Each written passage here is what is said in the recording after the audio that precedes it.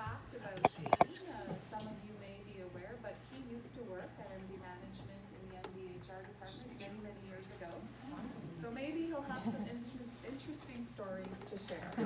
Thank you. Thanks, Patricia. Hi, everyone. My name is Dean Fulford. I'm with Stratford Managers. And hi to some very friendly and familiar faces from those days that I was part of MD, plus some of you from other times and other places. So it's really great to see people again. Really thrilled, and the whole group is thrilled to be here today. And I'm just going to check, am I in the frame? Yes, you are. I'm filming myself today because for another event they want to see me speak. So I'm kind of using this opportunity to film myself, so I'm not going to move around too much if I can. We're really pleased to kick off Leadership for Success today with you all. And I'm going to spend a bit of time talking about, as Patricia mentioned, I'm going to talk a little bit about what has sort of led us to developing this program that we're launching today. Some of the thinking behind the different pieces and elements within the program. You're going to get a chance to meet the key people who are going to be a part of this and deliver and collaborate with you on your learning throughout this whole leadership journey. And with no further ado, we'll get into it. And when Tim arrives, we'll take a pause and we'll pick it up. Now, throughout this, please, this is a real open session. Any questions, anytime, please ask away for clarification. This is your program. And I think you're going to see as we start to describe how we've approached this topic and how I think you're going to see that this is really about personalizing the experience for yourself. And I think this is one of the ways, amongst a few others, that we're starting to learn that the approach to helping you develop yourself as leaders is really about helping you figure out how you want to lead. Who do you want to be when you present yourself in front of those people you lead? Whether you're got direct reports, whether you're a project leader, whether you're part of a group that's come together, it's really about understanding who you are, how you're going to be presenting yourself and being that leader in front of other people. When the first discussions that we had with Christine and Patricia back is we talked a little bit about, we know obviously a lot of change happening here in CMA and the organization.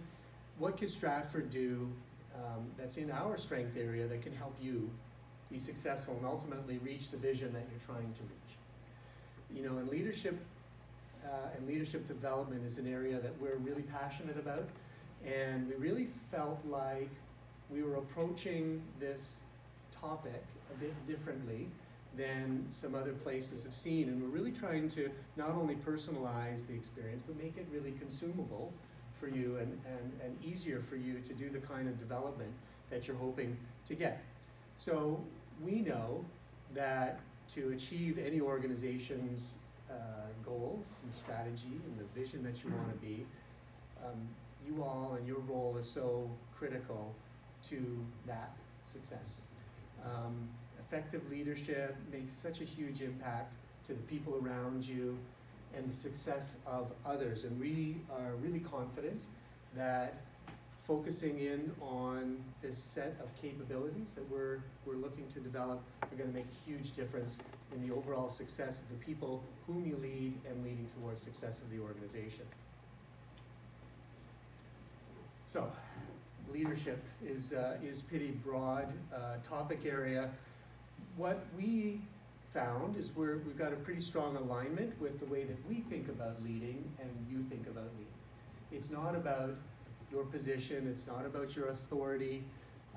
It is about what you do and how you use the skills that you have to help influence other people. And it's not influencing for the sake of being able to do that.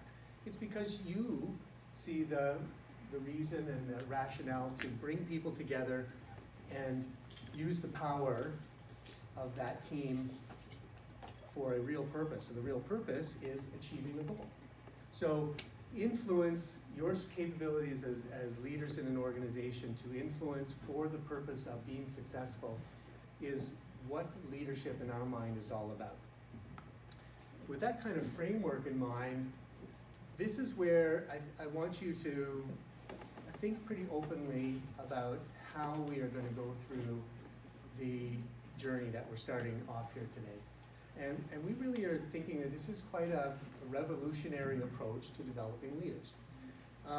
Many of us, I think, as we have sort of gone through our own professional development and our career growth, is we've almost been trained to think that when we get an opportunity to do some development, we do that, and we look for a very special couple of things that we're told are the most important outcomes of that intervention, and then we bring back that to our workplace, and we do our best to make that a part of what we do every day and evolve the way that we lead, the way that we work, and work with those around us and communicate.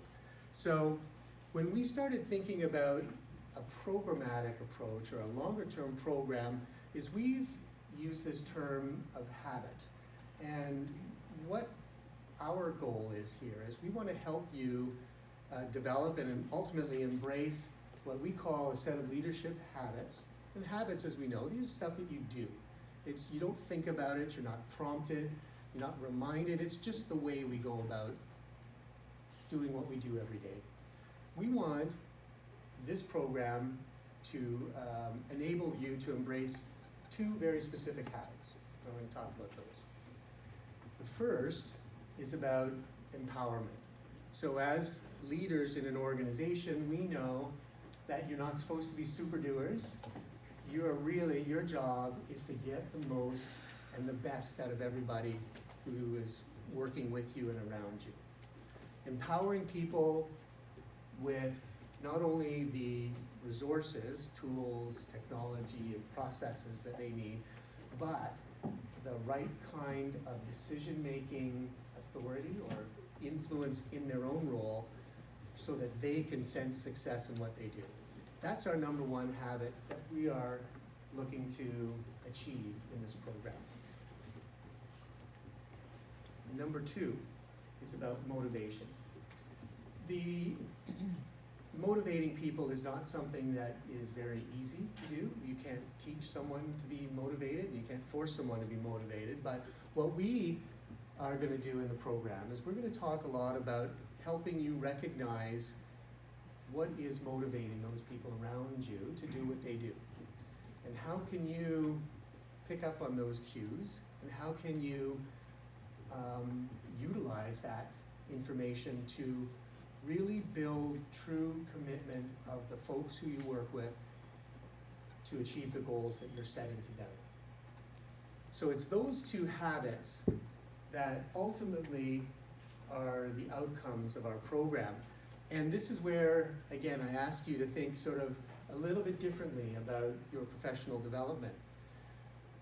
You know, yes, as we go through all the different modules that make up this program, we're going to talk all about the different pieces. You're going to get tools, you're going to get tips, you're going to learn new techniques that are going to help you day to day. The habits are going to emerge after we put all of these pieces together. So things are going to come to us today, they're going to come to us in Module 1, and they're going to come to us through some of the other modules that we learn, whether it's e-learning or whatever it happens to be. These things are going to come to us, and they're going to start to form in your mind and in your approach as being a leader.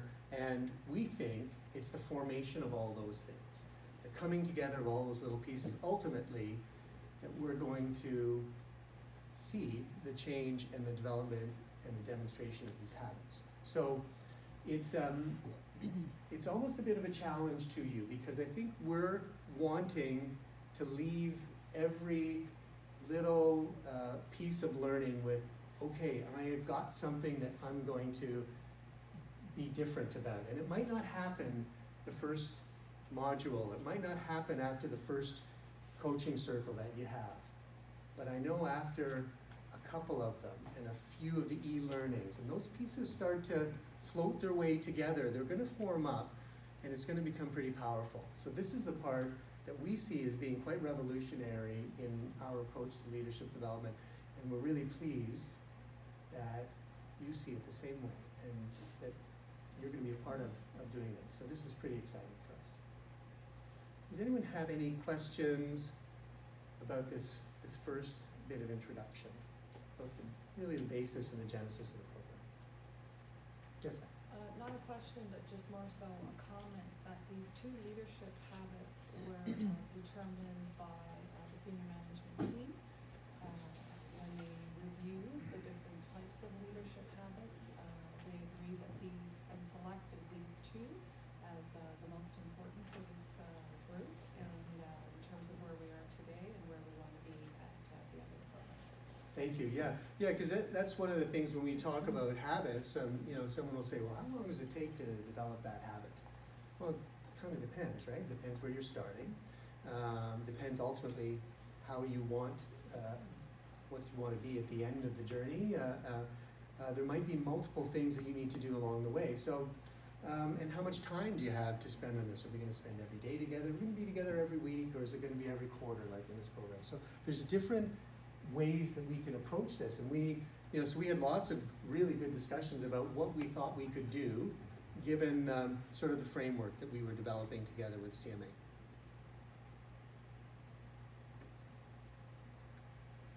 So let's go a little bit deeper and right into the program itself, and we'll talk a little bit about some of the components that make up the program, and more importantly, a quick highlight on the key roles that make up a program like this. You all, as the participants, obviously critical participants and critical figures in the success of this program. What we're asking you is, to the best of your ability, and we know it's impossible for any of us to predict what we're going to be doing on September the 18th or December the 4th today, but to the best of your ability, try to attend in person the workshops that we've put in place and the coaching circles that we have set up for you. That's a key, those are 2 key elements of the program. So as best you can, we're hoping that you're going to attend and be able to attend. And not only attend, but be active participants in them. Obviously, we've been in workshop scenarios. The more active your participation is, the more fun and learning that everybody gets. And I can tell you very much that you won't get away with being a bystander in the coaching sessions. You will be a participant and very active in that, and you'll see how impactful those sessions can be. The other thing we're asking of you is the micro-learning. So this is new. I'm going to talk a bit more about the micro-learning as well. This is literally 5 to 10 minute max learning nuggets that are going to come to your way every week throughout the program. They're really, really good.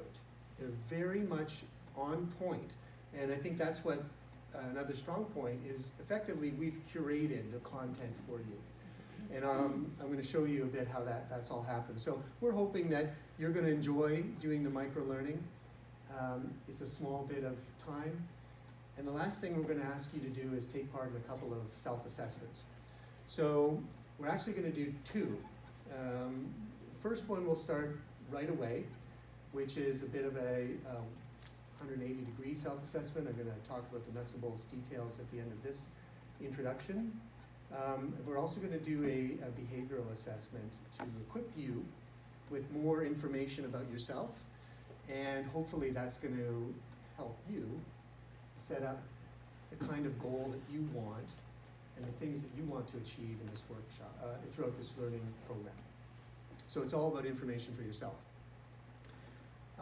This was something, the second bottom left here, the SMT, is when we first started talking about our approach with Patricia, with Christine, we talked about how important it was for the organization to own some level of responsibility for learning.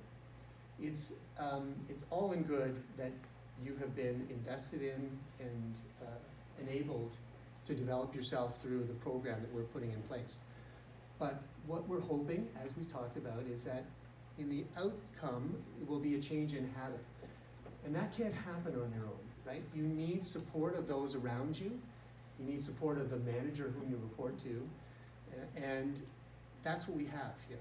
which is really, I think, a great situation for yourself.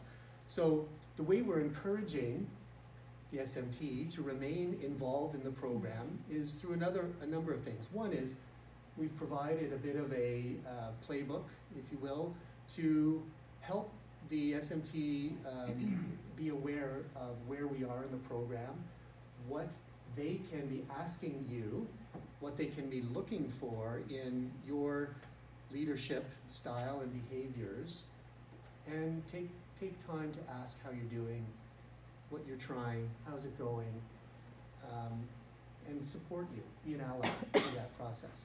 And just That's to a big add part to of that, it. Dean, that SMT also has access to all the e-learning snippets that you're going to have. They have it too. Yeah, exactly. So we're going to distribute all of the micro-learning, same time you get it, to everyone on the SMT, so they'll know if we're talking about a topic of, I don't know, team effectiveness, let's say, that's going to come up in the e-learning, and it should be a bit of a trigger for yourself and others to remember what we're working on and look for that. Look for some of that stuff happening around them. They're also going to take part in the self-assessment at the beginning and end. And I'll tell you that, again, their input is going to be shared collectively. We're not going to feed back, Lynn's manager's comments on her competencies. We're going to say, as a group, this is what we're seeing. The purpose is, as we'll talk about when we talk about self-assessment, it is to really help you focus on what you want to enhance and develop and be better at. It's not like a real deep 360 kind of approach where you are going to go really firmly into all of these different aspects. It's going to help us measure where we're starting, where we're ending, and the SMT is going to take part in that too with you all, so which will be great. Now on the right side of this chart is key players from Stratford side who are going to be your partners throughout this whole process. Now the first person is the coach.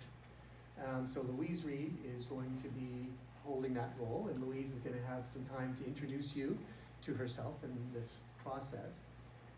Her job here is the real biggest job in this whole program. We've given Louise responsibility for all of your learning. Simple as that. She's your connection to the program, right? So she is going to meet with you all very regularly. She is going to lead all of the coaching circles. She's going to be testing you on what you're learning, what you're trying, the successes you're having. She is going to be challenging you to be a better leader. And between what she learns about you and how it's going for you, we will stay in contact, obviously, and we'll make sure that the path that we're on is really working for you. Because we've got opportunity to make changes. Because this is, we're together for 9 months. So lots of opportunity there. So Louise is she's holding the basket on a lot of this. Facilitators, so we have Michelle and Irene, are the two people who are going to be introducing themselves shortly as well and facilitating the workshops. Their roles, and very separate, is really focused on delivering really fun, enjoyable, experiential, and relevant workshops. Make those experiences the best that they can be. So if it turns out that the workshop doesn't meet your goals, we'll learn about it through feedback and through coaching. But I don't want, in a way, we never wanted the coach to have to worry about also being a great facilitator. I don't want to worry about being ready to give a great workshop where I know actually in a couple of weeks I'm going to have a hard-hitting conversation with people who are in the program, let's say. So that's why we really distinguish those two roles very separately. The challenge for Irene and Michelle as facilitators is they are going to help you pull out of all of these workshop elements in the program, help you pull out the piece of learning, the change that you want to make that's going to influence your own success in the program. So they're really going to help you find those and make them emerge. So you get a chance to get more closely introduced to them. My role in all of this is to work with everybody, really, in a way. I'll stay really closely connected to Louise as she's point person delivering the program. Going to meet with Patricia and Christine halfway through the program. We'll talk about what we've learned and hopefully confirm that we're on the path that we need to be on. We hold debriefs amongst ourselves, just so you know, after every element that we're involved in, so that we're all up to speed on what's happening in the program. Now, what the program looks like is it kind of looks like this. You get, in the blue circles, you get these workshops, half days. This is important to us. We know that for you to feel that you can get away in a manageable time frame, away from the day-to-day, but not for such a period that everything backs up and you're concerned that you're never going to get caught up again. We didn't want that to happen. So we brought the modules of face-to-face time down to half day. We thought face-to-face was important. We are talking about leadership. Leadership skills are stuff that you need to learn. You need to practice them in a safe environment. Really effective to be done in this kind of way, and that you're all together really makes it good to do in that way. And the other face-to-face element are in the red circles, which are the coaching circles. So those are subsets, smaller subgroups of this collective. So what we're going to do is separate this bigger group into smaller subgroups, and those folks are going to meet about every other month. It's about 2 months, about 8 weeks after a workshop. You're going to meet with Louise and receive some coaching and see how you're doing on applying the learning and putting it together to help you with the goals that you've set for yourself.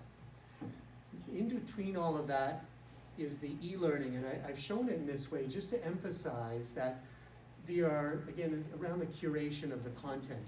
After you do a workshop, the e-learning that comes in the next 7 or 8 weeks is going to reinforce the topic that we talked about leading up to the coaching. So remind you, and it also serves that purpose, reminding me that I'm getting ready for this coaching that's coming up. And we've been talking about this topic area. Here's some more information, some more learning about it. I go to the coaching, and after that, we turn the page on the e-learning and we start feeding you some nice content about what's coming up. So we start orienting you towards the next topic area that we're going to work on in the next workshop. So this is a really nice way to get all of this additional great content on leadership and development, but as well keep you aligned with what we hope you're focusing on at this point in time. So that's kind of how the structure of the program all comes together. How's everyone doing? Any questions, clarifications at this point? Great. So I've already introduced the group, and so I'm going to first ask Irene to introduce herself to everybody, and Irene's going to talk about, and Michelle will afterwards, just a mention of what pieces of the workshops or the content that she's responsible for, how this all pulls together and means something together, and over to Irene. Okay, thanks, Dean. Good afternoon, my name is Irene, as already been stated, and it's a pleasure to be part of this program. I am one of the workshop facilitators, and I'm going to be seeing you all very, very soon. In fact, the end of this month with the very first workshop on building effective teams. Now, this is a great workshop because, in my mind, it lifts the veil of a prevailing fallacy when it comes to teamwork. Anyone want to take a guess what that fallacy is? Okay, I won't keep you in suspense. That teamwork is just a natural ability. That everybody knows what it takes to be a team player, that everybody should know what it takes to build an effective team, that everybody should know what it takes to work on a team to be effective, to meet those goals. And it's just an amazing, one of those fallacies that just personally blows my mind. And I wish everybody had the opportunity in every organization participate in this kind of workshop, because it is not a natural ability. And I have no doubt that all of you as directors have probably already come to that realization. Not everybody knows what it's like to be a team player and what it means, and not everybody knows what it takes to build an effective team. And that's what we're going to go through in this particular workshop. What are the skills? What are the attributes? What are the actions, behaviors that need to be learned And that's the key word, learned, regularly practiced, so they do indeed become habits that will help you as directors, be great team players as well as building effective teams and empowering your team members to be better team players. And when they have the opportunity to build teams, they too have those skills. So this is really it's a fun workshop, but it's a very important workshop because, again, it takes away that fallacy and it gives you the tools to move forward for yourself and your members. And there is an opportunity as well to do an assessment of your team and to help you start making plans to figure out how you can be more effective and how your team members, the members of your organization, can be more effective as well. After that workshop, you'll see me again when it comes to managing change, but I'm not going to say too much about that because that is later in May, but we'll see you very soon at the end of March. Looking forward to it. Thanks. And Michelle Schaefer. Oh yeah, I don't need to. Hi everybody, good afternoon. My name is Michelle Schaefer. Like I've been